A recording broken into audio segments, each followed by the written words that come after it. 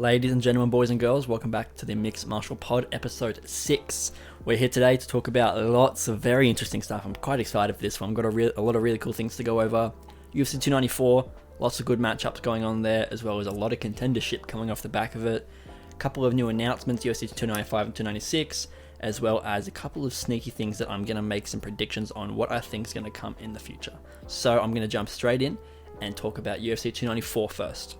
Obviously, you all know the deal. You know what fights are there and also what fight is there, more specifically. A couple of very high-profile ones, but I think it's pretty clear that while everyone's very excited for Costa and Chimaev and, you know, all of the above, Charles versus Islam is certainly a rematch that the people have been waiting for. The people being me, and possibly you, but definitely me. I've been waiting for this rematch, and I am very stoked for it. But I don't want to talk about how the fight's going to go, because that is always subjective and is easy to just be giving your opinion on, rather than actually be giving a good breakdown on. What I'm here to talk about is what will happen post UFC 294. So I want to talk about the winner of the main event and where they will go. We're going to start with Charles.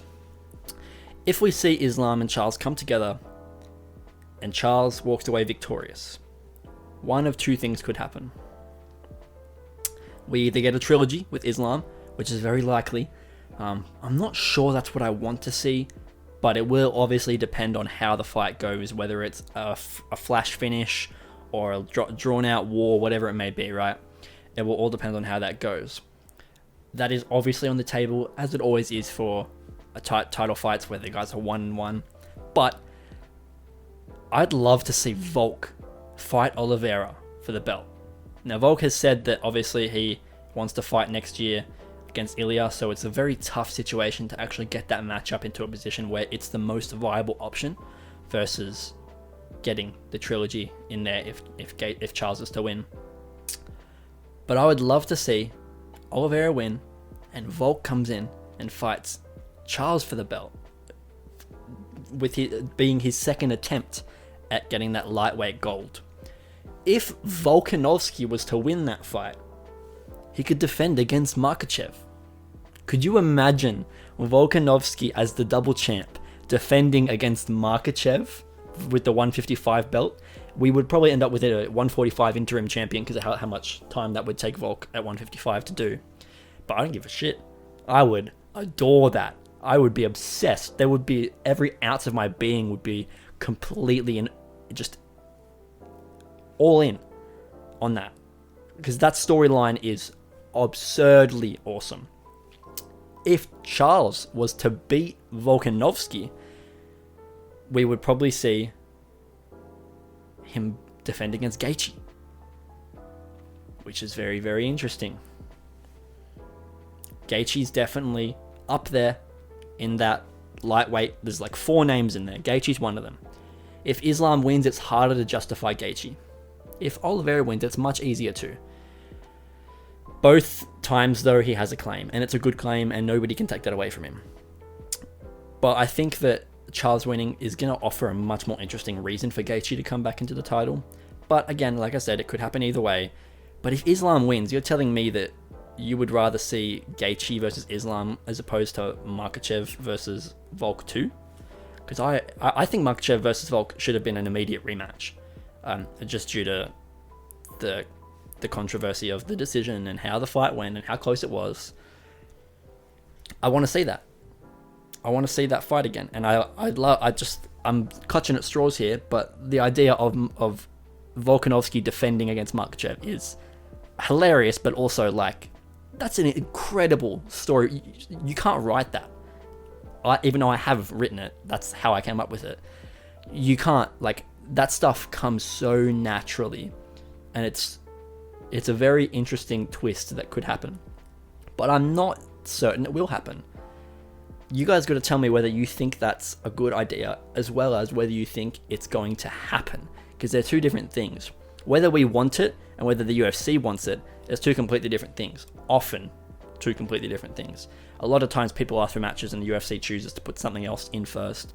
And while what the people want usually does come around, it's often not the first choice. The UFC does like to stick to their guns on what they said they were going to do or what they think is best, rather than what they're being pressured to do by the fans. If Islam wins, I really think that we should get a Volkanovski match straight away. That should be the very first thing that Islam does after Oliveira. I don't think Gaethje makes more sense than Volk for the next match, at least. If Volk loses again, absolutely get Gaethje in. Absolutely, it's very much harder to get Volk in there. It makes a lot less sense. But that's what I want. That's what I want. I think it really... And it depends on how soon Volk fights Ilya, if he does fight Ilya at all, leading up to the 155 belt being opened for another title fight to be booked. We just got to wait and see. It's all going to come down to what happens in this main event, and I think that's going to make a huge difference. Who wins the fight, how they win the fight, how quickly they win the fight, if it's a decision versus a finish, if it's a flash finish, whether it was a... People will obviously complain about things like early stoppages, late stoppages, whatever it may be. It will all depend on that. So I'm very excited, and I want to see what goes down there, and I'd love to know what you guys think should happen. Let me know. Next up, we have Ankalaev versus Walker. This one is... I was quite shocked when I actually found out this fight was on UFC 294. Not because it's an unwieldy match to put together, but just because I didn't see it coming necessarily.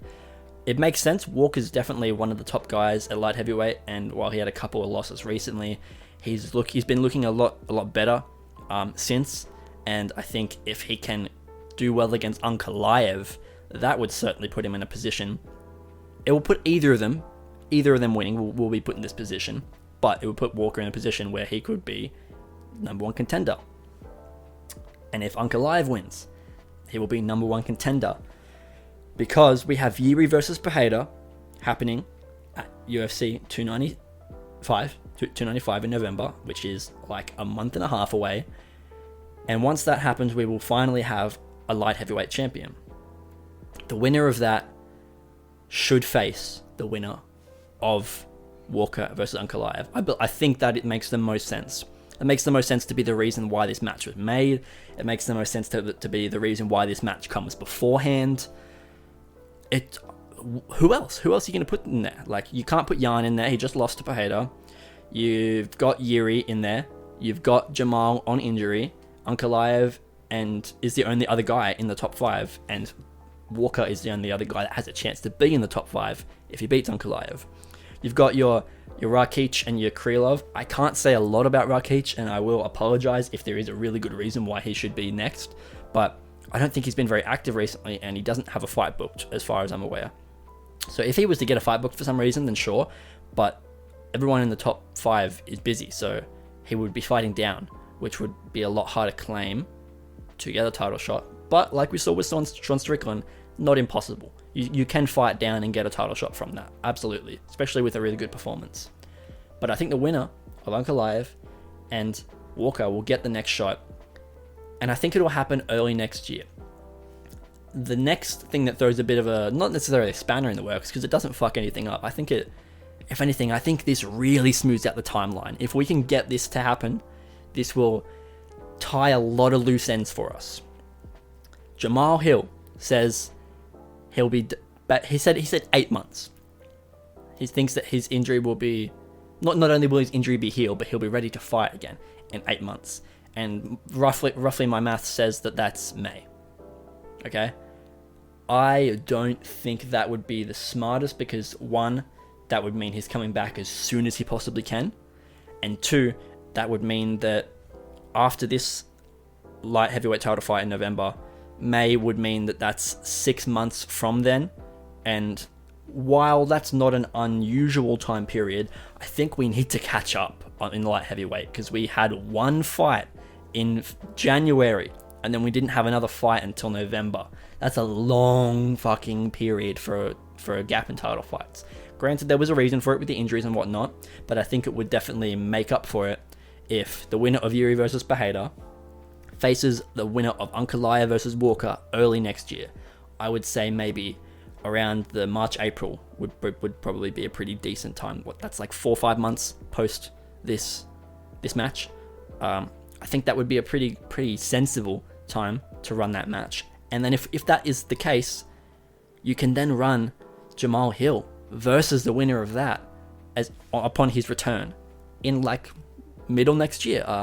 It would obviously depend on where that happened, but if we're saying it would happen in March or April, it's 3rd or 4th month, it wouldn't be that weird to say that in August, September, 4 or 5 months later, next year, we could have Jamal return.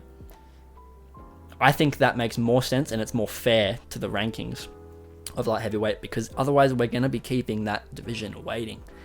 Even if he does come back in May, that would be, like I said, 6 months. And that's fine, but it's not fine when there's other people ready. For example, Ankalaev versus Walker.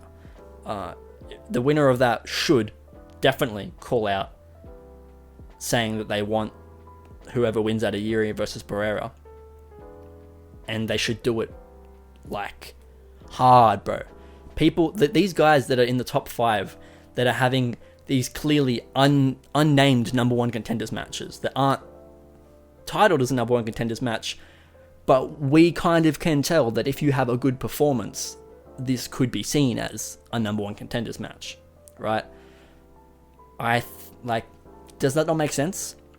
I don't think there's any other reason why that we wouldn't go with that plan, as opposed to just the fact that the UFC doesn't want it, that they want to wait for Jamal to come back, which could be an option, but I don't think that's the smartest for the marketing, as well as, like I said, the fairness of the rankings, giving these light heavyweights a chance to catch up with the stall that's been stuck since Yuri versus Glover, and then Yuri's injury, and then immediately getting another title match in, and then a fucking draw, and then getting another title match in, we get a champion, and then he gets injured. Like, there's just complication after complication. I think we should really be trying to smooth out a couple of good title fights in that division.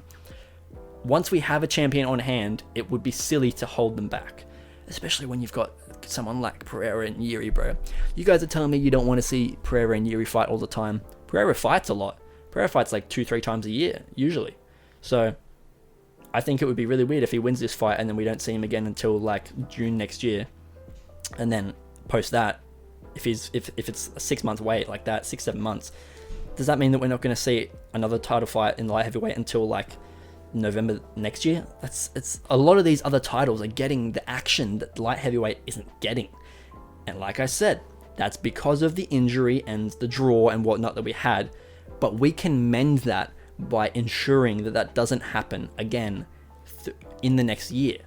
At least allow any issues that are going to arise, give them the opportunity to not arise by having matches constantly. There's a couple of divisions that can certainly wait.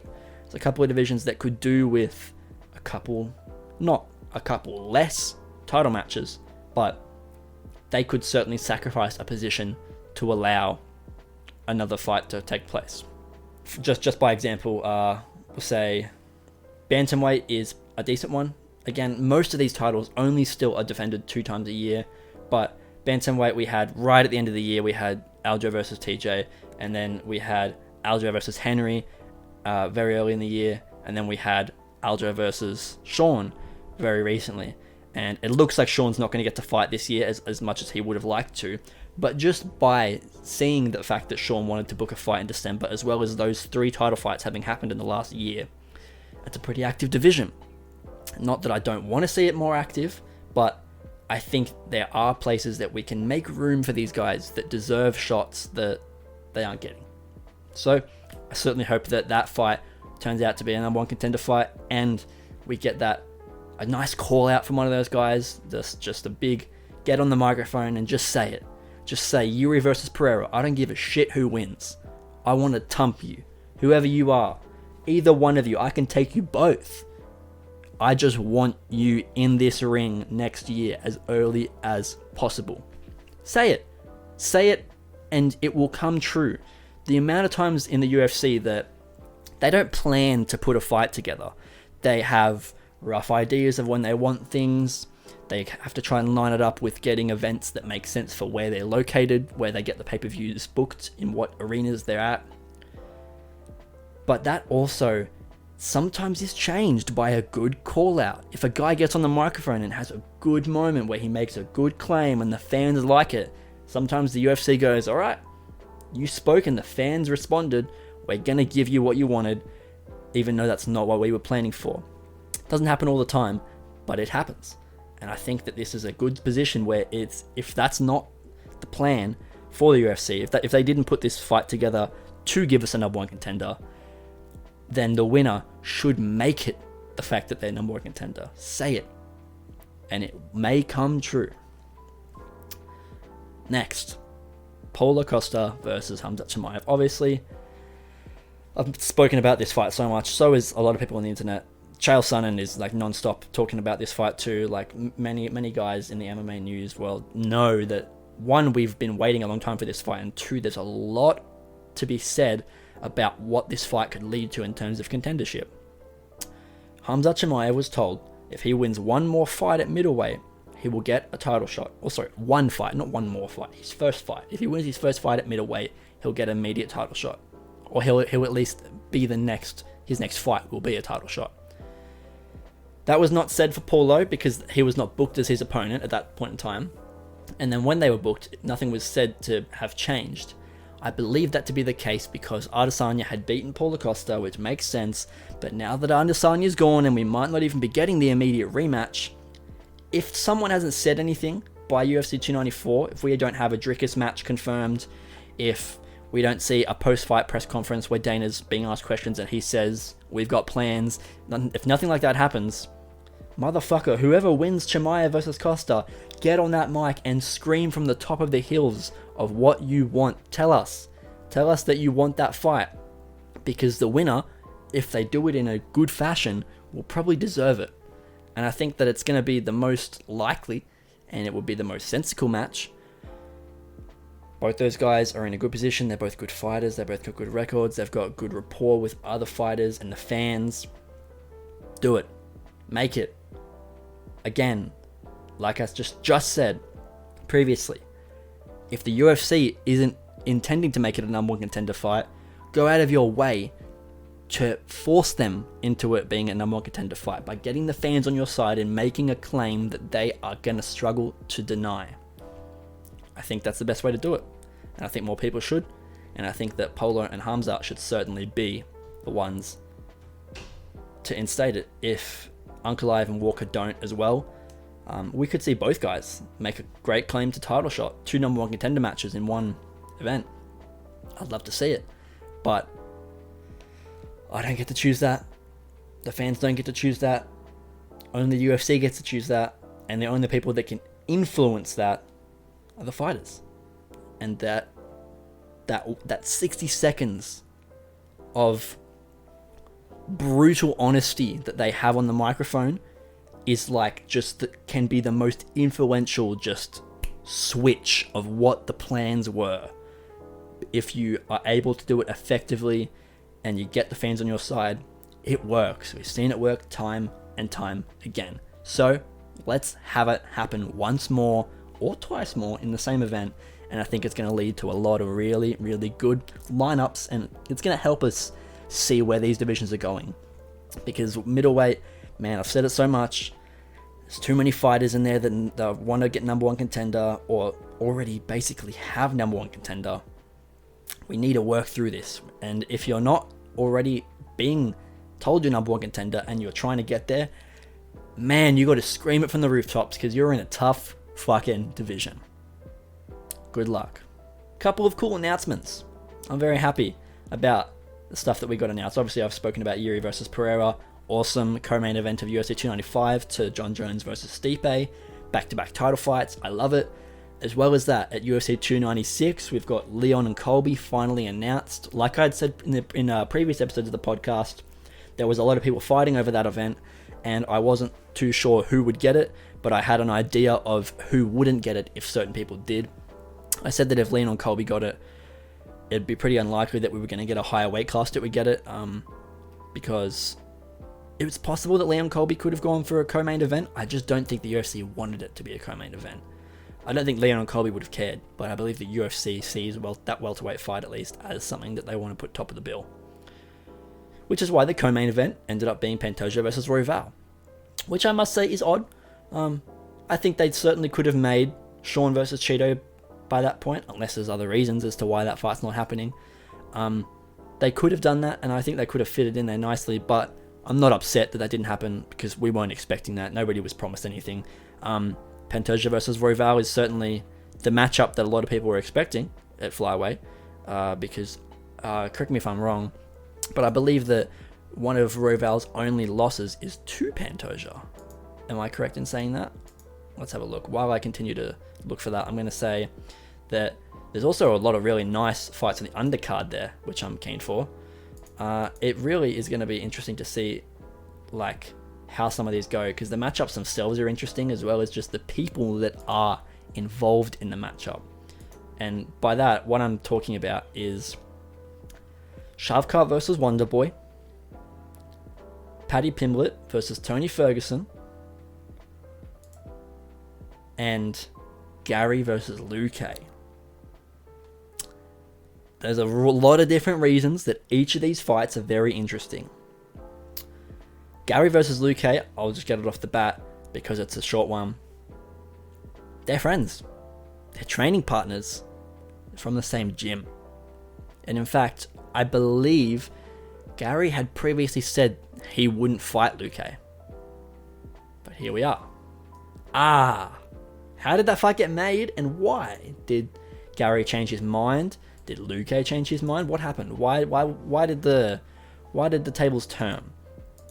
Did the UFC force them into that? Because it's not the first time that we've seen the UFC try and force a fight, right? It happens. It has happened a lot. And it's certainly not something that the fighters like, but it has to happen, especially in title contention talks, right? This one specifically isn't title contention talks. It's just a top 15 fight. But they made it. I would say maybe because a lot of the welterweight guys are becoming a bit more busy, as they were all pretty much not getting booked for the first part of it, for the middle of this year. Seems like they've booked a lot of nice title fights in welterweight, as well as just, like I said, Shavkat versus Wonderboy is also on that card. So that's 3 awesome welterweight matchups. Man, if the winner of Shavkat versus Wonderboy should genuinely call out for the title right there, because Leon and Colby are in the building. They'll be in the building preparing to fight shortly after. So that's a pretty good little stick to just poke and just stick it in there, and it's going to be hard to ignore that, especially if the commentators or something bring it up in the Octagon interview or something like that. It could certainly happen. I don't know, man. I don't know. I think it makes sense for that to be possibly a number one contenders match, but it's not promised at all. It's more so just the fact that Wonderboy says if he wins this fight, he thinks that will be enough to get him a title shot, as well as the fact that a lot of people think that Shavkat should fight for the title, and Wonderboy's a big name for him to win against. But that doesn't guarantee us that for either of them. It's just what I've been saying.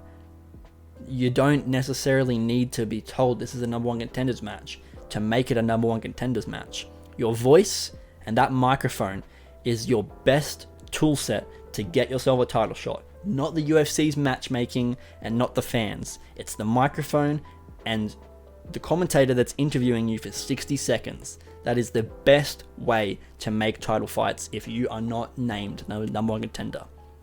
They should do it. They should certainly do it. We also have a lot of I would say disagreement between people about the whole Paddy Pimblett versus Tony Ferguson thing. I think most people think that Ferguson's going to beat him, which is weird. I don't necessarily think it's a terrible matchup, but this is Tony's 5th straight loss against Bobby Green. Everyone was saying that they weren't super confident leading into the Bobby Green fight, and then he did lose. And all of a sudden, we think that he can win this fight. It's entirely because people hate Paddy Pimblett, which is odd. It's odd because we really shouldn't be using our emotions and our feelings about the fighters to judge whether they're going to win a fight. And it seems like in this situation, that's what's happening. So I don't like the idea that everyone's saying that Ferguson's going to win it. I don't disagree, but I don't agree either. I think that this fight could go either way. I'm not a Pimblett fan, and from everything that I've known about the Jared Gordon fight, and he's been out since, and he's got his terrible weight cut problems, there's a lot of things to not even dislike, but to judge about Paddy Pimblett, right? If he wins against Tony Ferguson, basically the consensus with a lot of the fans, what I've seen a lot of online, is that Tony winning this fight would make everyone super happy. It'd be a great way for him to retire. That's not saying that he would retire, but that would be a great way for him to retire. But Pimblett, if he wins this fight, everyone's like, that doesn't get him anything. So what does Paddy have to gain by fighting this fight? What is he at all? He has nothing to gain. In fact, he has only to lose. He can win the fight and get absolutely nothing for it, or he can lose the fight and be clowned forever because he lost to the guy, one of the worst losing streaks in UFC lightweight history. I think it is the worst losing streak in UFC lightweight history, coming right off the back of the longest win streak in UFC lightweight history. He's not gonna get any street credit for winning this fight. I have just checked as well what I was mentioning before about Pantoja versus Royval. Correct. Pantoja is Royval's last loss, not his only loss, but his last loss. He came off back-to-back losses to Moreno and then Pantoja, so that's interesting. And he's on a 3-fight win streak since then. So prior to that, he was on a 4-fight win streak, lost to Moreno, then lost to Pantoja, and then he's on a 3-fight win streak again. So makes sense as to why there's a bit of story there that would lead us to want that fight. I'm not sure that Pantoja has any losses that are in the top 5 right now either. No, not that I can see. Besides Figueiredo. He's lost to Figueiredo, but Figueiredo's moving to 135. I don't remember the details of it, but he's booked to fight Rob Font. I think it's at a fight night, maybe in December, but don't quote me on that. Man, UFC 296, like I said, lots of title contendership on the line, just the same as there is in UFC 294, and a little bit in UFC 295 as well. This is going to answer a lot of questions. This is a great end of the year for the matchmakers. It's going to certainly leave us with the few weeks that we have without any events at the end of the year and the start of next year. We're going to have a lot to think about and a lot to kind of stew on after a run of great events to finish the year. That's like, I think what I read is this is like 5 title fights in like less than 2 months, 50 something days, 57 days maybe. That's crazy. That's very, very fucking dense of a period for title fights and for contendership as well.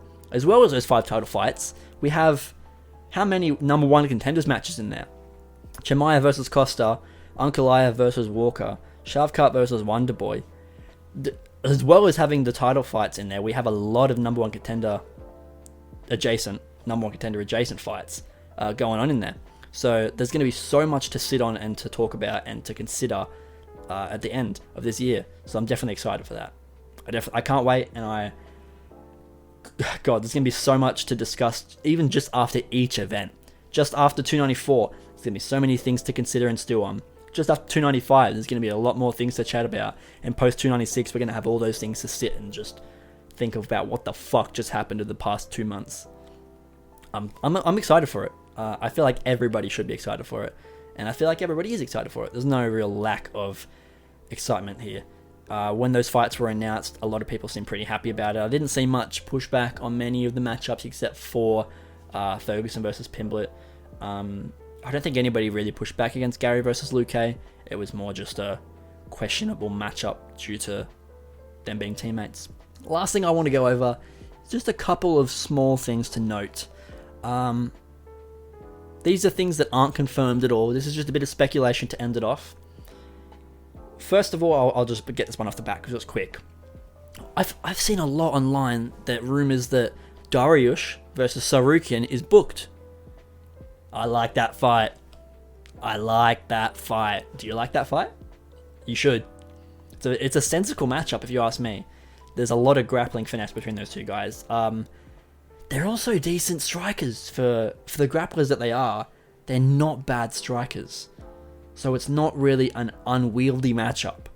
They would only need, post that victory of whoever wins it, Dariush or Tsarukyan, I think they would only need 1, maybe 2 top 5 fights to be in the number 1 contender conversation, which is good because we have a pretty big lack of fresh blood in the lightweight division for number 1 contenders. We've been pretty stuck with Oliveira and Makhachev, obviously Volkanovski, and he's going to remain in this conversation for a while until he is to lose his featherweight title or lose a second shot at lightweight gold. And Gaethje, who has been in the title shot conversation for ages, and Poirier, who has been in the title shot conversation for ages. Dariush only just left the conversation. However, he was still a newcomer to the idea of having a title shot. I think that either of them is actually a nice injection into the division and into the contendership. Which one do I want most? I think Tsarukyan is nicer because we saw Dariush versus Oliveira. Dariush is a good fighter, do not get me wrong, and he had a huge win streak leading up to that fight. Tsarukyan put up a fucking good fight against Makhachev. Dariush couldn't keep up with Oliveira, the guy that Makhachev beat. I won't divulge too deep into that because I'm probably going to spout a bit of shit and just not really make a lot of sense on it. But I think just that alone, the MMA math there makes a bit of sense, if you ask me.